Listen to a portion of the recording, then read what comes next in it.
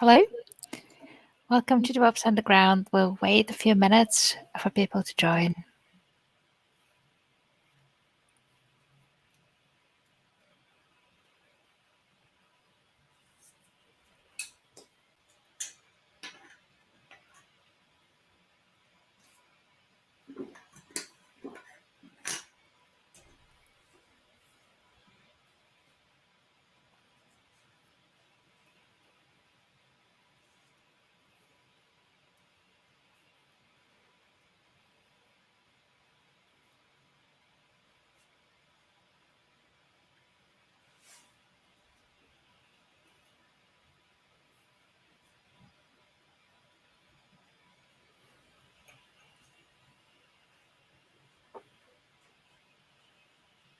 During the streaming, Olga, if you want to stay in the stream, that would be super nice, because then I can talk to you instead of talking to my screen, which is always a bit weird. if that's okay with you. I might disconnect for a bit, but I'll join you soon. Okay. And besides, I'm sure people would want to watch you rather than me. It's just like, visual feedback. It helps by speaking. But that's fine.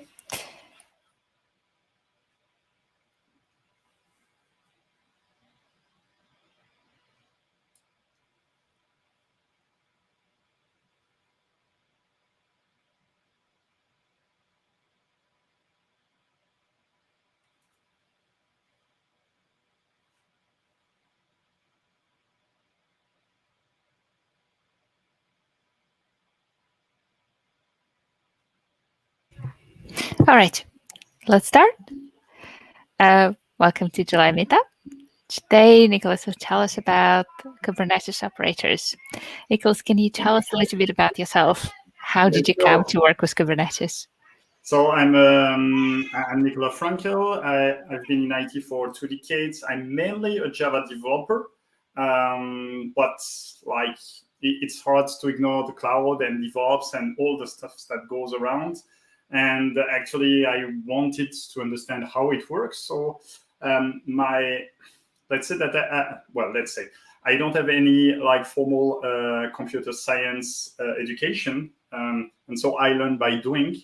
And so here I wanted to understand, I kept hearing people talking about operators, and I wanted just, okay, what are operators? And so I decided, okay, I will create one, but my way, so I can understand every nook and cranny. And actually, as you will see, I hope I will make it clear, it's super easy to create one, and it's nothing complicated. And yeah, so I will have a few slides, and then afterwards I will code one. Well, of course it's pre-coded because I don't want to make any stupid coding mistakes in front of people, but I can show you, like, in very few steps you can achieve something like acceptable.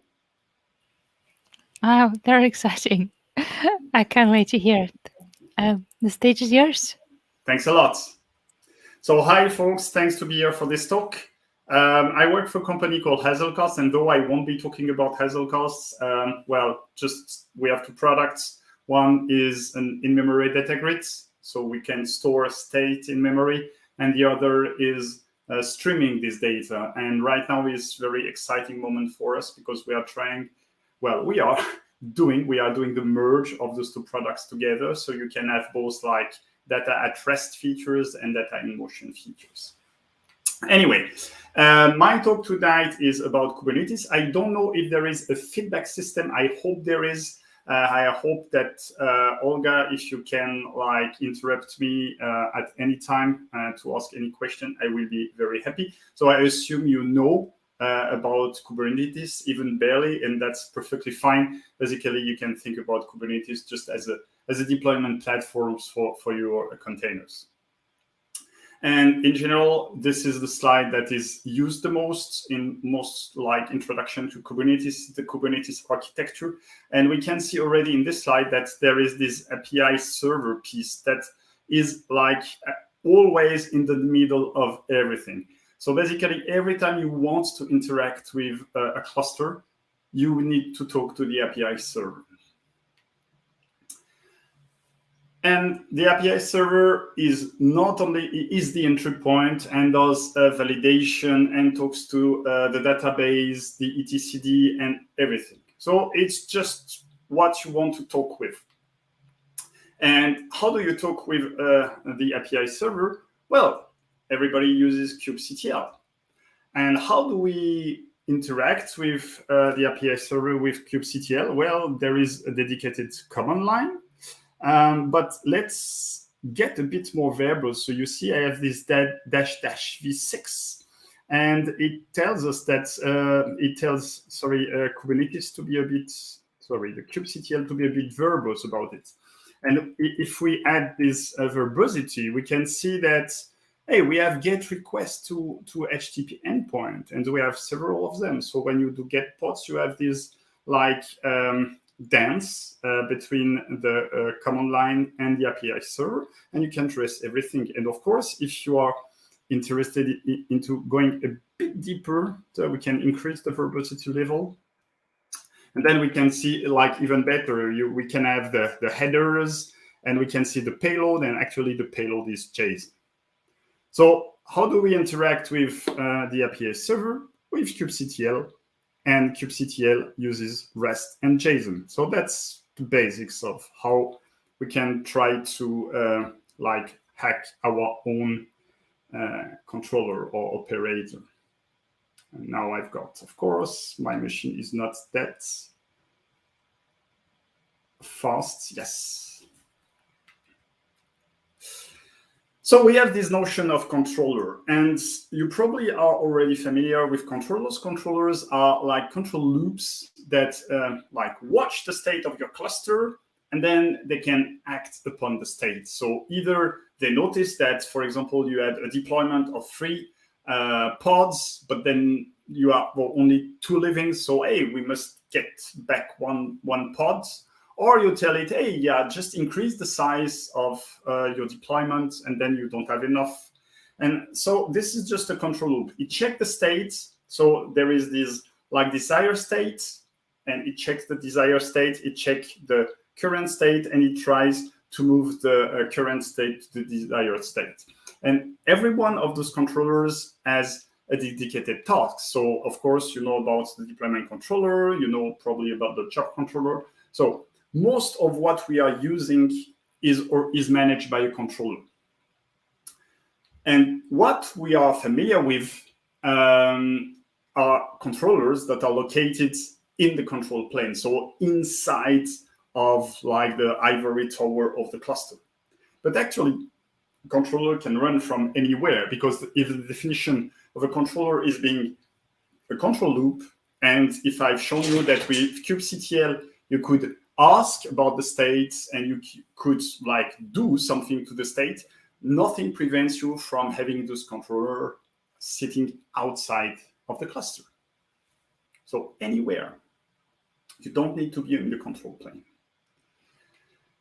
My talk was like wrongly titled how you can create your own operator. And basically, if you look upon the Kubernetes site, you will see that an operator is an application-specific controller. And basically, the operator is a specialized controller. What an operator do compared to what a controller does is it acts upon a specific custom resource. So you might know that you can define your own objects. You can extend Kubernetes, so you can not only have pods and service, but you could have like application, for example. You can define your own object, what it means to be an application, and then you can store those objects in etcd and queries them. And here, for example, here is how you could create a custom resource definition for a Hazelcast object. It doesn't tell you anything about what is an Hazelcast object, but you create the entity. Actually, you extend the Kubernetes model through this YAML file. And so if you know how to create a controller, you know how to create an operator, because the only difference is what you will be acting upon. So back to the basics. If I want to create my own controller, what should I know? I should talk to the API server, which basically means REST. and JSON. And in the end, I could imagine creating a controller in Bash. That could be possible. But we see a lot of tools that are using Go. Why? Because Kubernetes is written in Go, but nothing like forces you to write your controllers in Go. It's just that it's the easiest path, because if you are delving into Kubernetes, probably you are familiar with Go, and Go is very pervasive. But I'm a Java developer. I've tried to learn Go, and to be honest, I dislike it a lot. This is the reason why I dislike it. This is error handling, and this teeny feature for me is really a deal breaker. Like I have a hard time reading code like this. As a Java developer, I've learned that with exceptions, I'm not saying exceptions are good or bad, but with exception, you could have the nominal path in one place and the error handling path on the other side. So if I want to understand how a feature works, if I want to read some code, first I'm interested in the nominal path, in the store node path, like everything goes well, and I can focus on that. With Go, my code is riddled with error handling code, and I dislike it a lot. And yeah, you can probably have your own keyboard that does this kind of stuff for you. So I hope that you are not offended, because perhaps some among you are Go developers. But as for me, it's very hard to write anything in Go. And you can tell me, but hey, you can just like learn Go or learn any language for that matter. And I agree, but it's not as easy as it seems, because learning Go, yes, might be a matter of days. Learning the syntax of Go is quite easy. You can go on the Go playground and play with it, and it will work. But then you must learn how to use it in the idiomatic way. Like I remember when I started being a Java developer, there was a time where there was a switch between C and C++ and Java, and there were some C and C++ developers who actually like moved to Java, and they coded Java like they were used to code in C. So at the end of every method, they would assign every local variable to null, just to be sure that the memory was released. And of course, in C, it makes a lot of sense, but in Java, there is the garbage collector. You don't need to do that. It's done for you. So like learning the syntax is something, learning how to write correct and idiomatic Go code is something else. Then you've got, in my opinion, the hardest part. You have to know the libraries. And it can take years to really like know the libraries to use. I don't know about Go, but probably it's the same as in Java. Like in Java, you have like perhaps like 5 or 6 frameworks just for logging. So imagine you need to choose. And of course, after some years, you know that, hey, this one is not used, this one is not relevant, this one is this, and this one is that. But you probably made mistakes, or you learn from others' mistakes. So again, learning a language, you need to understand the whole ecosystem. And afterwards, there is a tooling. I'm in Java. I just want to run a Java program with debug. I know I'm using my ID, IntelliJ. I put a breakpoint. I know the state of all variables. I can have like conditional breakpoints, everything. In Go, I need to get the correct tool. So I need to understand the tooling, etc. And my point, what I advocate for tonight is, if your team already knows a language, be it Java or Python or Ruby or whatever, well, just use it first to get like the feeling. And since I know Java, I will have a demo in Java on how you can like write your own Kubernetes controller. So let's start small. I have created a Java project. I will have baby steps. So if at any time you've got questions, just like please like write them down somewhere, and I hope that Olga will be able to read them to me or to write them down in the chat, because I want the session to be as interactive as possible. Otherwise, I'm just talking to my screen, and that's not great for me, and probably not great for you either. So here I've created a Java project. I'm using the Maven build tool. And I just need like one main dependency is like the Kubernetes Java client, and basically it's automatically generated from now it's called OpenAPI. Before it was called Swagger. So they are like Kubernetes generates Swagger files, and then they generate all the clients with this Swagger file. So normally every client should have the same like consistent experience. Whether it's a good or bad thing, I leave it up to you. Later in the steps, I will change my client because I really dislike the code I'm writing doesn't feel super nice. But for a start, it's really good. And then I need to have like an implementation for logging. And here I'm using the simplest that probably you won't use in production, but it's just like for demo purposes. And this is the beginning. So the next step is actually to start to write something. And before like doing something crazy, I just want to list the pods. So I want to list the pods. So I will create my first class. And even if you are not a Java programmer, I believe that it's pretty clear to you what this class does. So first I will like get a client, and default client is very good for us because it allows us to either get the configuration if we are running outside the cluster, to use the configuration from our local kubeconfig, or to use the configuration from inside the cluster if we run it as a pod. So we can do both, and it's super nice. Then I will like, this is the entry point, Core V1 API.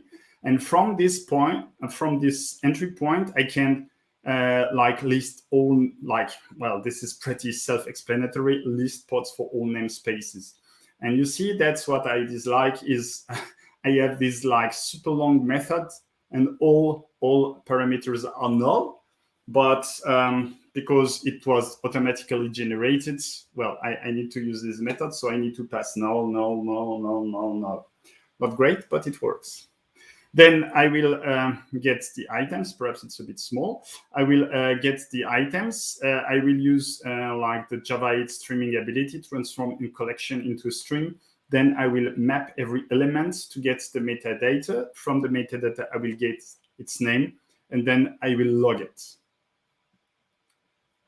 That is pretty straightforward. And let's see how it works. So here I will start that. And just to check if we can interact with the cluster. So here I'm running a Java program inside my IntelliJ, inside my IDE, and I have a cluster. I have a running cluster. I'm using Docker Desktop, so I'm using the Kubernetes cluster inside of Docker. And we can see that, like, we can actually list all the pods. So we don't need to actually do the HTTP and JSON stuff. That is done for us by the API that is provided. So the Java API and probably like 100% all the other API, they do the exact same stuff. They transform the language items into like HTTP calls. And then they send the JSON, they receive the JSON, they serialize the JSON if you need results, which is the case. The next step is I want to now deploy it, and I want to deploy it inside of Kubernetes. So not on the control plane, but as a regular pod. So I need to create an image out of that, and I'm super lazy. I don't want to create a Docker file. So if you're in the Java world, I would advise you to use a plugin called the Docker, the Jim Maven plugin. And just by doing Maven compile, it will automatically create an image out of it. So here, I will do that. I will do mvn compile. Actually, that was pretty stupid to do mvn.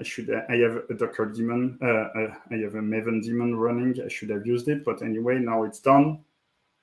I won't do it every time because it can be quite time-consuming, especially in the end.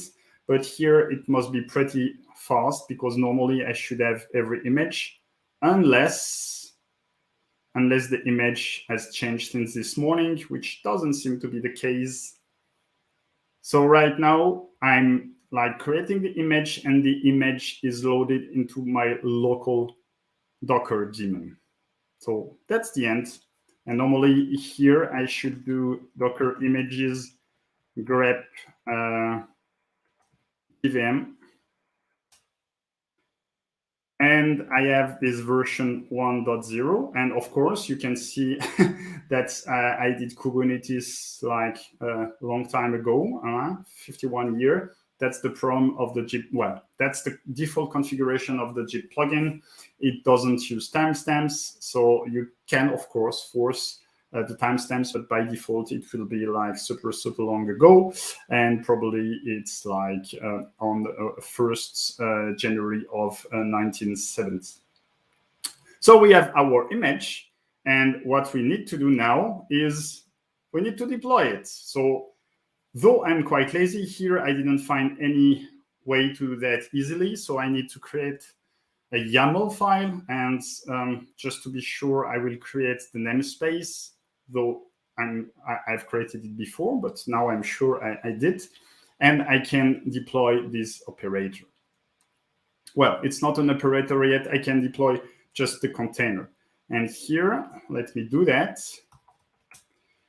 So I have aliased k to be kubectl, and I will apply this deploy file. Oh, I dislike it when it does it. I did this, which should solve the problem.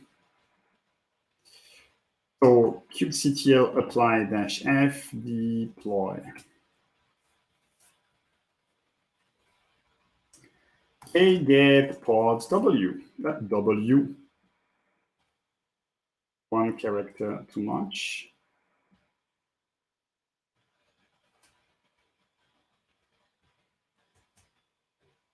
Yes. So now it's not ready. Why? It seems a bit, I know it's a JVM, but it's still a bit strange. So let's see the logs. Oh, the logs are working, actually. That's pretty good. So it seems it's doing something. Then what happens? I seem to have lost. I need to kill something. Can I kill a process already? No. It doesn't give me control. That's going to be a long presentation if I don't get feedback. That's quick. Let's see, what can I quit? I can quit this. Oh no, my slides are there, so it won't work. I can quit this.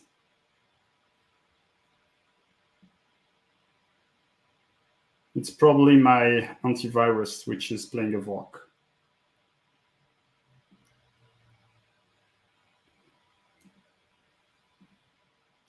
Quit. If you see something that can that I can quit, please let me know. Oh. I think that I will stop. I will stop doing interactive demo because I cannot get anything working at the moment. So I will stop my camera first. Perhaps it will get me some juice. Okay, I hope you can still hear me. A get pods. Yes. So now the issue is that it seems that it does something, which is the container, which is not an operator yet because there is no control loop. It does something and then it restarts. And the reason for that is here, if we look at the program, we have this main method, which is Java's entry point, and we do the job. And at the end, we just stop. And so the JVM stops. And so when Kubernetes asks the pod, hey, are you okay? The pod doesn't respond because the program has ended. And then it starts a new pod with the same container, and the pod runs, and again and again and again. And probably that's not what you want. So we will delete this custom operator. If I can get something. Let's try here. Perhaps it will be more responsive. Delete. No, it's not here. kubectl delete cast pod custom operator. Yes. Okay, I will forget to use this, and I will just use this one. Then I will make it a bit bigger.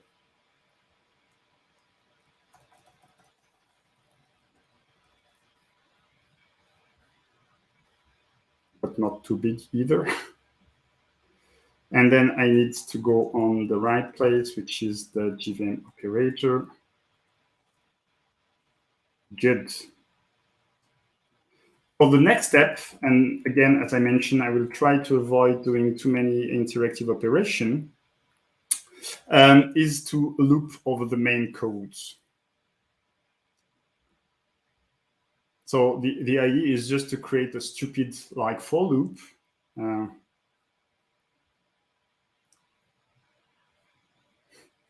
It's not refreshing. That's very frustrating. Yes, it is. Okay, so I will just like run in loop this code. I will stop for 1 second, and then I will it will run again and again and again. So the pod will always be up. I won't have any issue with that, and Kubernetes will tell me that everything is fine. Let's just make it sure it works. So k alias k equals kubectl. And just let source, just to be sure to have auto completion, and k apply f deploy.yaml, k get pods w, and we see that it's running, it's ready, there is no restart, and if we check the log, k get logs, system operator. Auto completion also takes a long time. So not get logs, just logs. Yes. And now it should work. And if we I keep it running, then it will refresh every now and then, just to be sure. Yes. So it refreshes. So now we have something working. Something I forgot to mention during the previous run, we were running inside of Kubernetes. I will perhaps try to switch my camera again and hope it works. Inside of Kubernetes, our pod, has no special privileges. So I already had the previous permissions set, but we should always have some authorizations. So we have these new authorizations. So we must create a service account called whatever you want. And then we have a cluster role, and we tell it, hey, this is what you can do on which resources and what you can do. And there is a binding between the service resource and the cluster role. And then we set the cluster role to our our pods. And now you cannot see it, but my cursor is freezing. So here you can see I have a service account name. So I'm using those permissions. Looping explicitly is not a great way. What would be better is to create a watch. That's in general a much, much better way. And the Kubernetes API allows for that also. So we can, instead of doing the loop ourselves, we can use a specific API to have some kind of watch. The code is a bit more complex, but not that much. Here I'm using this trick because Java is a strongly typed language, and we must have something to pass it here. So this is just to create an anonymous class and to get its type. It's really a cheap trick. Don't do this at home, but it works. This is one of the few cases where actually strongly typed is create more issues than it solves. And now we can do the same. So every time we will receive a change, then it will, sorry, every time there is this watch, every time we receive a tick by Kubernetes, then we will like log it. So it's the same as before, but we are using the correct API. So far, so good. But what would be even better is to like separate the codes, like to have the codes to like the event handler and the listener to be completely separated. So that's what we are doing here. So there's another API for that. As soon as you've got a bit more involved stuff, then I would suggest you to use this API. As I mentioned before, because it's like generated automatically, you need to pass a lot of null parameters, but then sometimes it's not null. So please like read the doc. And now we have a second class. And the second class, actually, we can see reacts on different events. So here, it's a bit more interesting because now, instead of like listing all the pods all the time, what we are doing is we are implementing our first event-based loop. So this is, as I mentioned, like a controller is a control loop. So you are watching the state and you are trying to move the state to the desired state. Here, this is the first step. So we are watching the state. So now everything there is an add, then we will get informed. When there is an update, we will get informed. When there is a delete, we will be informed. So let me try it now. Kdelete pod custom operator. And I will deploy this version. I already, like this morning, I read it all the demo with all the dependencies. So I have all my images that are ready. I don't need to build them every time. You can just like, trust me, I'm not trying to fool you. So not deploy, it's apply-f deploy.yaml. Get pods w. So it's already running. And now what I'm trying to do is I will deploy another one. I think I have this kubectl eco server somewhere. Apply, nope. Deploy, nope. I don't remember the comment. Let me get back here, and here I added, yes, this one. This is something I never ever use. So what I will be doing here, I will be like logs on custom operator -f. So here you can see it has already like logged some stuff. Now I will be deploying this echo server here. And you can see here that we can see all the events. So we receive all events. So every time there is a change, it can be like the pod has started, the pod has been scheduled, whatever, we receive the event. And of course, we can also do the same here. So we will be kubectl delete pod, not delete pod, delete deployment. Delete deployment echo. And we can just like so now again, we receive more updated event, and at some point we will receive a delete event. Yes, now it's done. So now every time there is something happening on one of our pods, we get notified about it. So let's delete this one. Custom pod, custom operator. So the next step is finally implement the sidecar pattern. Actually, it's not a sidecar. Sidecar, normally I would deploy another image into the same pod. Here I'm deploying another pod, so it's not a real sidecar, but it's good enough for our stuff. And this is where the magic happens. Now you need to like start to code a bit. So what happens is when a new pod is added, And it's added in the namespace that I've defined. So I've defined a constant JVM operator. So every time there is a new pod in the JVM operator namespace, and it's not a sidecar, I will get its name, and I will check that it doesn't already have a sidecar. Again, it's not a real sidecar, but let's say associated pods.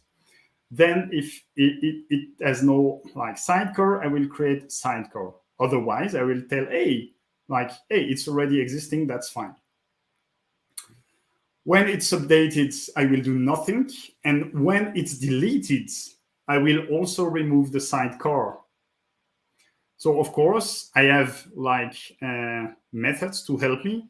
So is this pod a sidecar? Because if I don't have a check whether a pod is a sidecar or not, I will schedule a first pod, then my operator or my controller in that case will create an associated pod, and this new associated pod, my controller will say, oh, this is a new pod, I will create a new associated pod, and so on and so on and so on, and it will just blow up. So I need to check that the pod is not a sidecar itself. And then the creation of the sidecar itself is not super great, again, because we are using the Swagger API, and we need to create all objects. So the objects that you probably are used to create in YAML, we need to do them by hand. So here you can see a spec, here you can see the metadata, and everything is done like this. And let's try it, because this is a good exercise. Let me check that I change it. Yes. So now I will be deploying this one, apply-f deploy.yaml. Okay, get pods. So I have this custom operator running, and let's say I will create this deployment now. Okay, get pods. So I have created these pods, and because itself, it's a pod, it has created this not really a sidecar, but again, associated pods. And then because I've deployed another pod, it has created this one. So it works quite good. Let's check if I can likewise delete everything accordingly.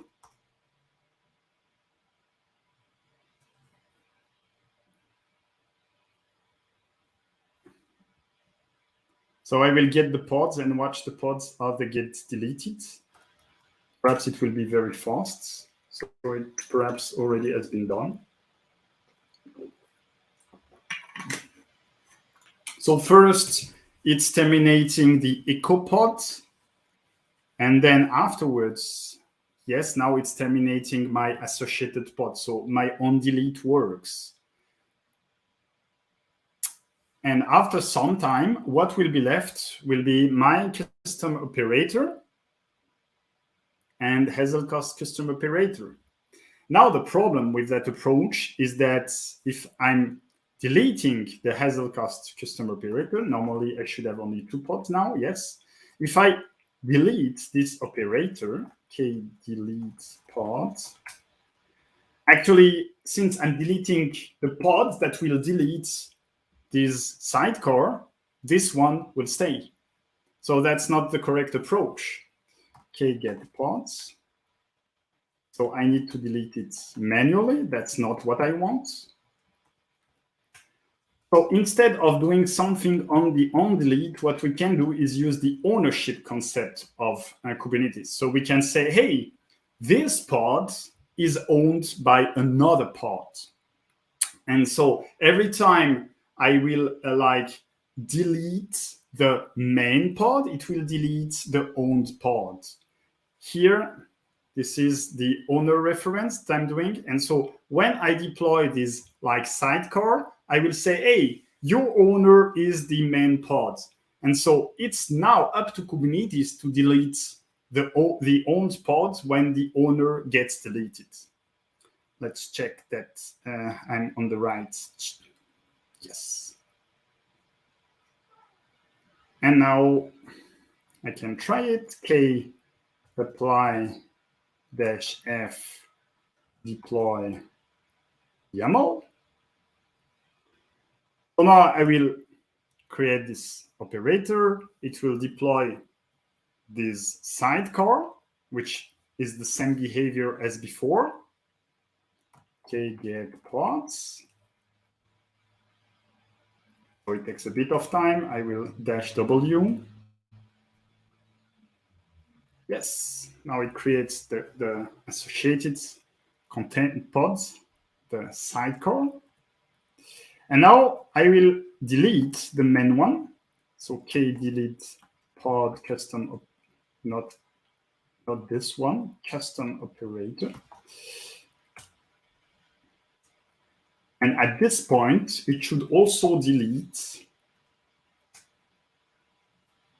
the owned pod, because I removed the owner, I deleted the owner, and now Kubernetes is the one that takes care of cleaning. So just think about it. You don't need, in general, to do anything on the onDelete. This is empty. However, when you create the sidecar, the associated pod, then you just say, hey, it's owned by the other one, and then Kubernetes takes care of the cleanup. I have a case where the deleted pod is the sidecar itself. Just like when you do a deployment, you say, hey, I want a deployment of 3 pods, and you remove one of the pods, and normally Kubernetes should automatically schedule another pod up to 3. And here what I did is when I schedule a new pod, I add an additional this sidecar, but then I can remove the sidecar and nothing happens. So this is something that I didn't do before. Here, if you're interested, I coded it. It's not that hard to do, and it's Java code. Just think about, you need to to put it again every time. I told you that I was not super happy about the API. I prefer there is another API called Fabricate. This is very Java specific. So basically, the people, they have created an API that is not generated by Swagger, but it feels much more native. So for example, now if we want to create the YAML, well, not the YAML, but the pod, we can see that it looks really like the YAML. You don't need to create intermediate objects.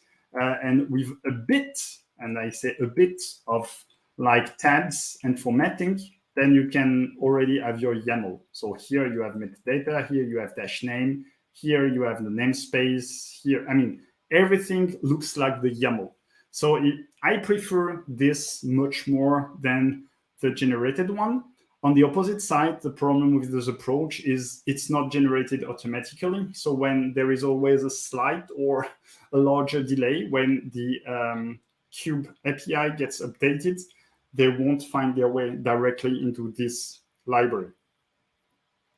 Just to show you, the POM has changed slightly. So here I'm using the Kubernetes client. So from Fabricate. I won't show it to you because it's exactly the same. That might be an interesting stuff.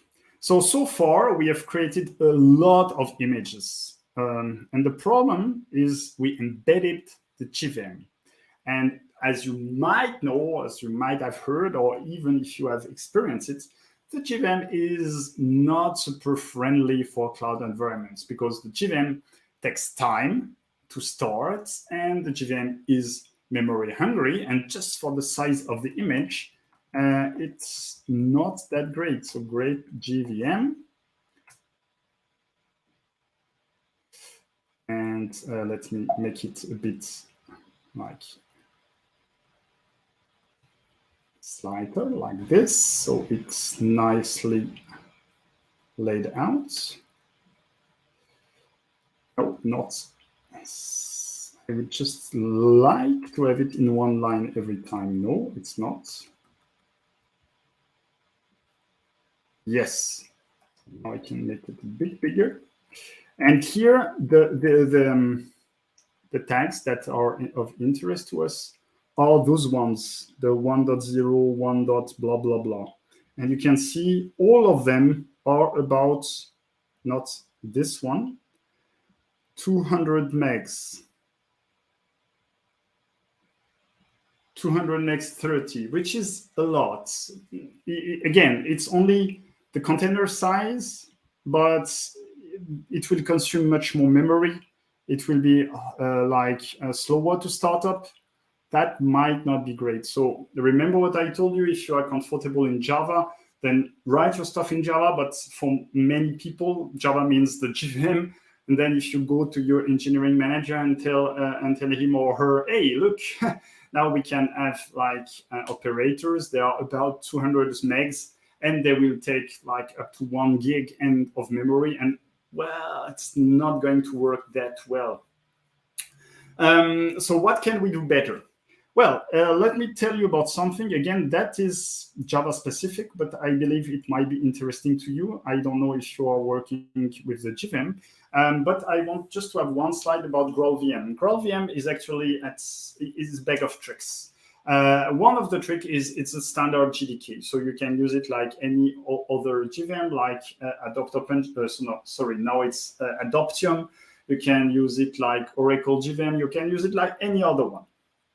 But it has also several features that are not present in regular JDK. So for example, it's polyglot. You can run Python or Ruby or C or whatever, like many different languages, and they can interact like quite seamlessly.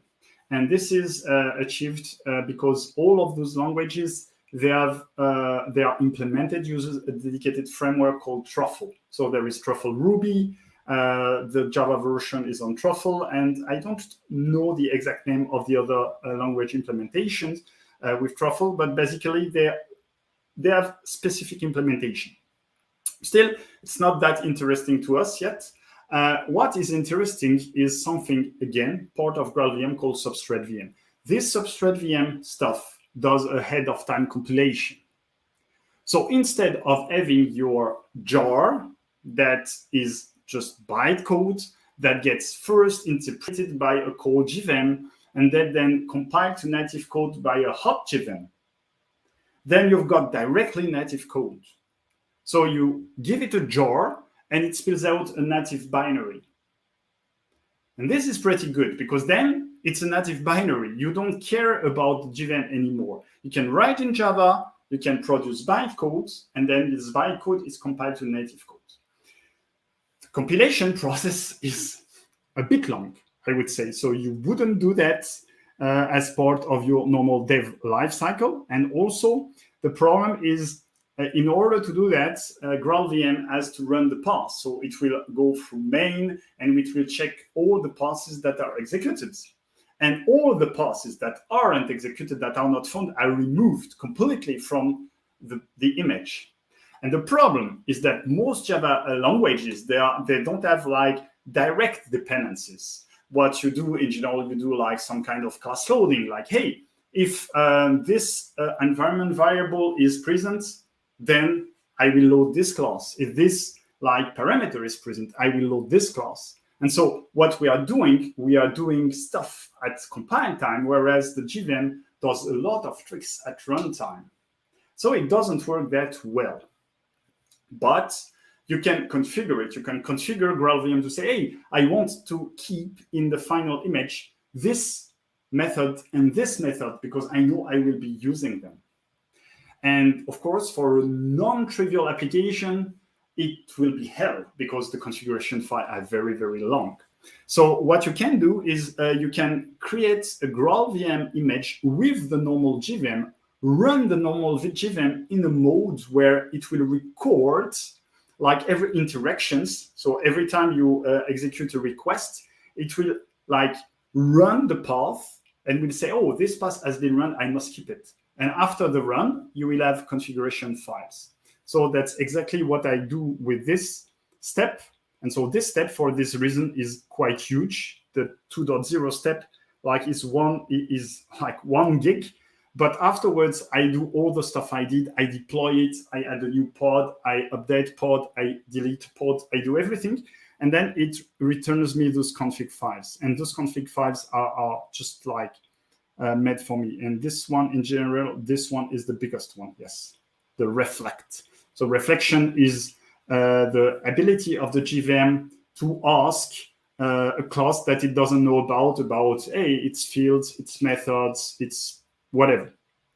And so now that we have everything, we are able to execute this like compilation step. And the compilation step is actually the following. Now I need to have a dedicated Docker file because I don't want to have everything in my final image. So I will have like a few steps. The first step is I will build with Maven. I will build my image, and then I will have the package, a regular jar. Then I will, like, using the native image, Docker image, from this jar, I will create a dedicated like binary. And then finally, I will add this binary to a smallest image possible that I can find. I add the necessary libraries, whatever, and then I have my operator. I don't want to tell you about every nook and crannies because they are like one of the library I'm using is not GVM, is not GraalVM compatible. There are a couple of ways to cope with that, but in the end, sorry, here I have a very interesting image, and I have obtained, and without playing on the word, I have obtained the Grail. I'm using from scratch, and I have lost my Docker file. I'm using from scratch. So my last image has nothing but my operator or my controller or however you want to call it. And as you can see, it's quite straightforward. And this operator is like 44.6 megs big. It's not super big. It can be compared to native binaries of Go or Rust or whatever. And I've kept all the tools that I was familiar with. Of course, it took a bit of time. And now if I run it, so I will just like git check out master. I'm already on master probably, yes. And then I can, like, again, make it a bit bigger. And then I can deploy it, k apply f deploy, k get pods w. You can see like it's super fast, like 2 seconds. And here it started in 2 seconds. It's really amazing. And it does the same stuff that I had before. So here, oh, k get pods, yes. So we have the Hazelcats custom operator there. So it has the same capabilities as before. The code itself didn't change. It's still the same code. It's still the same code that I showed you before, but it's just like works very, very fast. So here it's because I'm using Fabric 8 API. So instead of having dedicated methods, I have a single method with an action. That's just the difference. And it's done. Delete pod custom operator. And I believe that I am at the end, and I don't want to take too much of your time.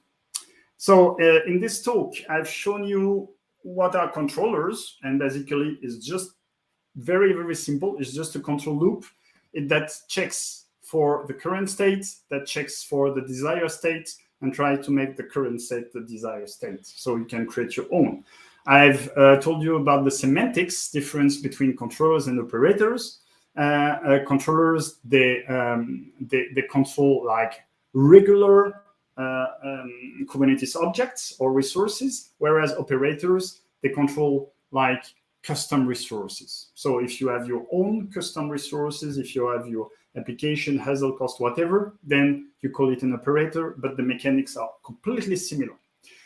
If you want to create your own controller, there is nothing required. HTTP and JSON. And basically, in any language, well, in most languages, you already have the bindings to interact with the Kubernetes API. If you don't have the bindings, well, you can interact with plain HTTP and JSON. If you have the bindings, just use them, and it will like serialize and deserialize everything.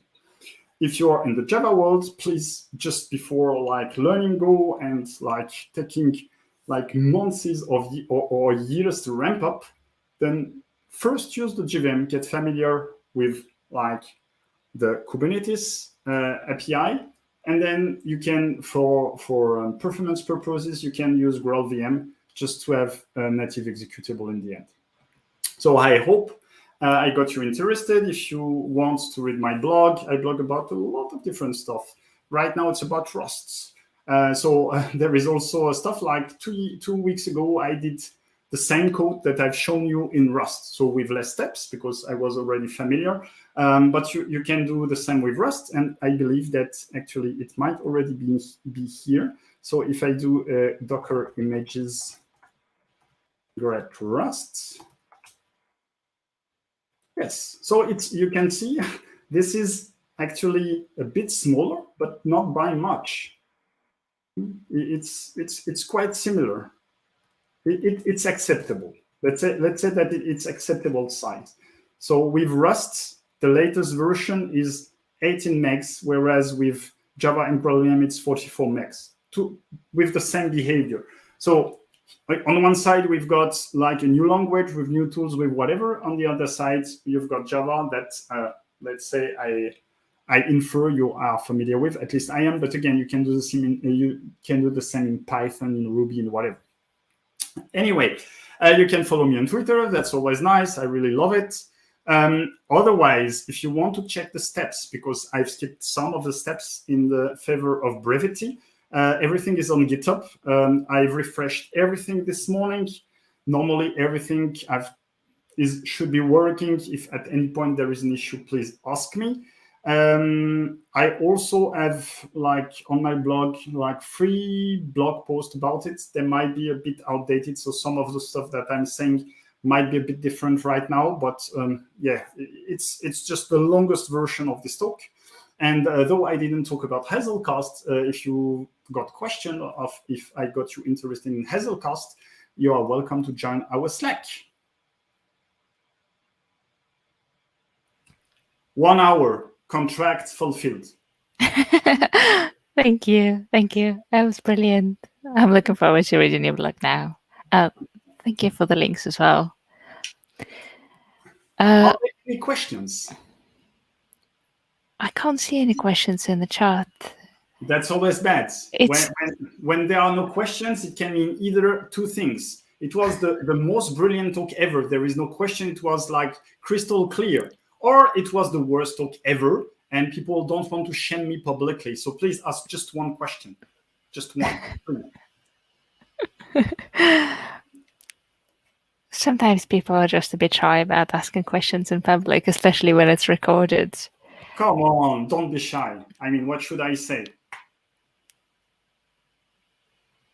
No questions. You will be leaving me wondering in whatever cases I'm in. Most brilliant or worst ever. That's really bad. Don't do that to me. We know where we are. I will be able to get in touch on LinkedIn and Twitter. Yeah. So my Twitter DMs are open. Please don't send me LinkedIn requests because yes, I receive too many of them. I cannot every time tell, oh, I know this person, especially here. I don't know you. I don't know who. Like watch this talk. Perhaps there is nobody because perhaps I'm just talking with Olga. Perhaps there are 10,000 people, but there is no way I can know you because you have watched me. So but my Twitter DMs are open. And about Hazelcast, join our Slack. Thank you very much. Thanks a lot. Thanks for your invite. And I wish everybody a good evening or a good morning or a good night, depending on where you are located, and stay safe. Stay safe. Have a good evening. Bye.